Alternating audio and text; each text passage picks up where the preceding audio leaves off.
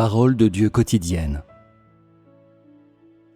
Quand Dieu vient sur terre, il n'accomplit que le travail de divinité. Ceci est la commission de l'Esprit céleste au Dieu incarné. Il ne vient que pour se déployer partout et parler, pour faire entendre sa voix par diverses méthodes et à partir de différents points de vue. Il tient principalement à assurer la fourniture et l'enseignement de l'homme comme objectif et principe de fonctionnement. Il ne se préoccupe pas des questions telles que les relations interpersonnelles ou des détails sur la vie des gens. Son ministère principal, c'est de parler pour l'Esprit. Lorsque l'Esprit de Dieu apparaît en chair, de façon concrète, il ne pourvoit que pour la vie de l'homme et libère la vérité. Il ne se sent pas impliqué dans les travaux de l'homme, c'est-à-dire, il ne participe pas à l'œuvre de l'humanité. Les humains ne peuvent pas accomplir le travail divin, et Dieu ne participe pas au travail humain. Pendant toutes les années que Dieu a eues à travailler sur cette terre, il a toujours utilisé les gens pour réaliser son travail. Mais ces gens ne sauraient être considérés comme le Dieu incarné. Ils ne peuvent être considérés que comme des personnes utilisées par Dieu.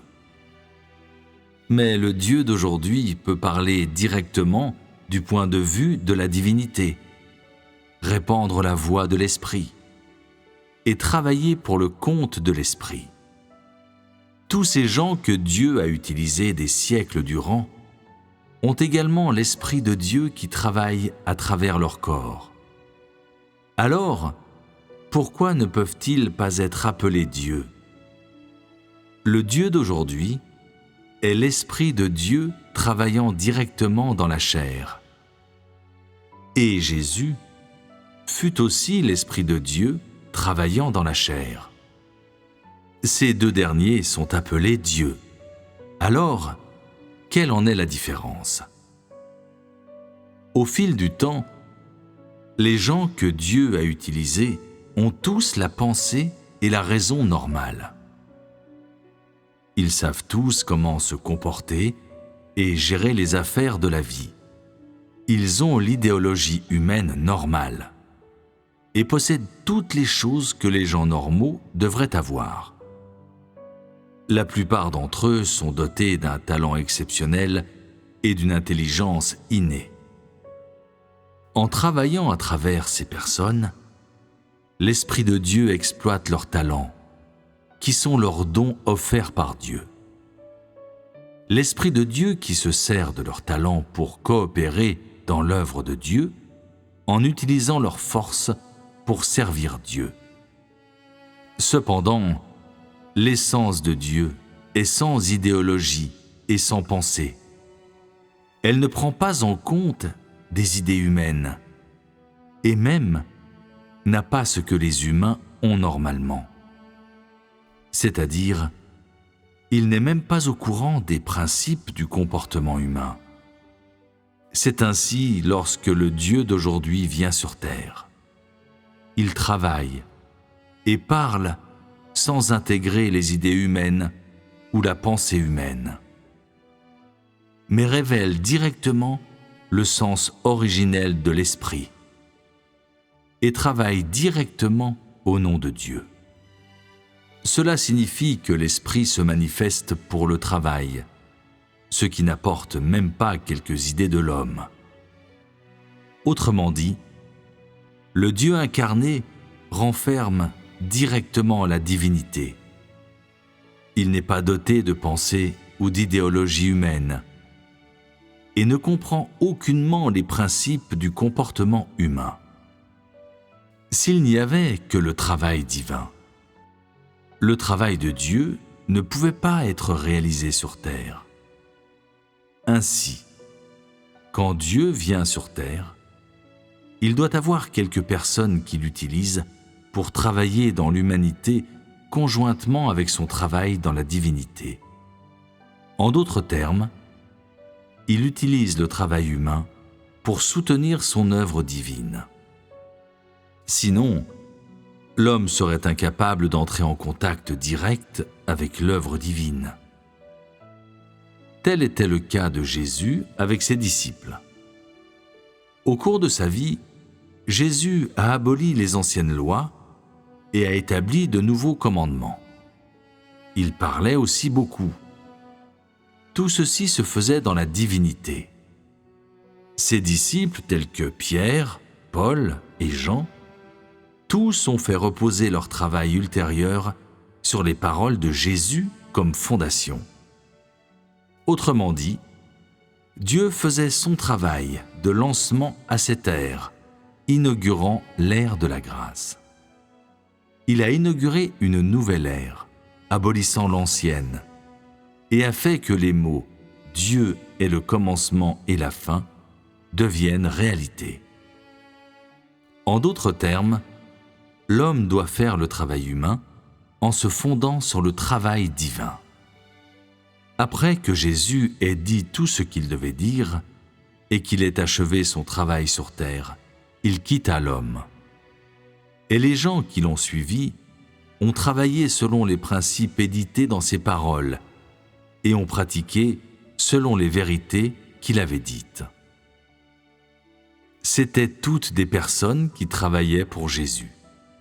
Si ça avait été Jésus seul pour faire le travail, peu importe ce qu'il aurait dit, les gens n'allaient toujours pas entrer en contact avec ses paroles, parce qu'il travaillait dans la divinité et ne pouvait s'exprimer qu'en langage divin.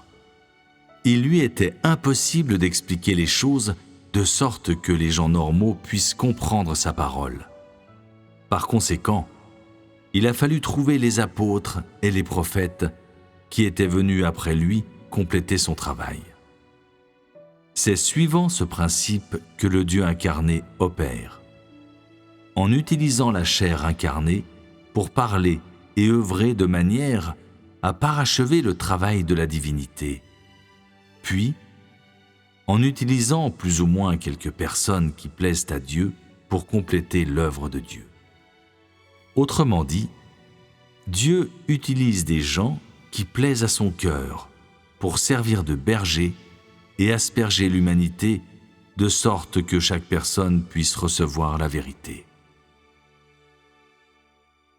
Si Dieu ne vient que dans la chair et fait le travail de la divinité sans avoir en plus quelques personnes que Dieu porte dans son cœur pour coopérer avec lui, alors l'homme ne serait pas en mesure de comprendre la volonté de Dieu et serait incapable d'entrer en contact avec Dieu. Dieu doit utiliser les gens normaux qu'il porte dans son cœur pour parachever ce travail, pour veiller sur les églises et les conduire en bons bergers, afin que la pensée de l'homme et le cerveau de l'homme soient capables d'imaginer l'œuvre de Dieu. En d'autres termes, Dieu utilise quelques personnes qu'il porte dans son cœur pour traduire son travail en divinité, pour le révéler, c'est-à-dire transformer le langage divin en langage humain, de sorte que les gens puissent tous le saisir et tous le comprendre. Si Dieu ne le faisait pas, personne ne comprendrait le langage divin de Dieu, parce que le nombre de ces personnes que Dieu porte dans son cœur est, après tout, peu, et le niveau d'entendement de l'homme est bas. C'est la raison pour laquelle Dieu choisit cette méthode lorsqu'il s'agit du travail à travers l'incarnation. S'il n'y avait que le travail divin, l'homme serait incapable de savoir ou d'être en contact avec Dieu, parce que l'homme ne comprend pas le langage de Dieu. L'homme n'est capable de comprendre ce langage que par le canal des personnes que Dieu porte dans son cœur et qui clarifient les paroles de Dieu. Cependant, s'il n'y avait que ces gens qui travaillent dans l'humanité, il aurait été possible seulement de maintenir la vie normale de l'homme. Il aurait été difficile de transformer le tempérament de l'homme. Il n'aurait pas été possible pour le travail de Dieu d'avoir un nouveau départ. Il n'y aurait que les mêmes vieilles chansons, toujours la même rengaine. Ce n'est qu'à travers le Dieu incarné disant tout ce qui doit être dit et faisant tout ce qui doit être fait au niveau de la chair, et les gens venus après lui travaillant et vivant selon ses paroles, que leur tempérament peut changer et qu'ils sont à même de s'arrimer aux époques. Celui qui travaille dans la divinité représente Dieu, tandis que ceux qui travaillent dans l'humanité sont les gens utilisés par Dieu. Autrement dit, le Dieu incarné est substantiellement différent des personnes utilisées par Dieu. Le Dieu incarné peut faire l'œuvre de la divinité, mais les gens utilisés par Dieu ne le peuvent pas. Au début de chaque ère, l'Esprit de Dieu parle en personne pour inaugurer la nouvelle ère et amener l'homme à un nouveau commencement. Quand il termine de délivrer ses messages, cela signifie alors que l'œuvre de Dieu dans la divinité est accomplie. Par la suite, les gens sont guidés par les hommes utilisés par Dieu. Les hommes entreront dans l'expérience de la vie. De même, à ce stade, Dieu emmène l'homme dans la nouvelle ère et donne à chacun un nouveau départ. Avec cela, prend fin l'œuvre de Dieu dans la chair.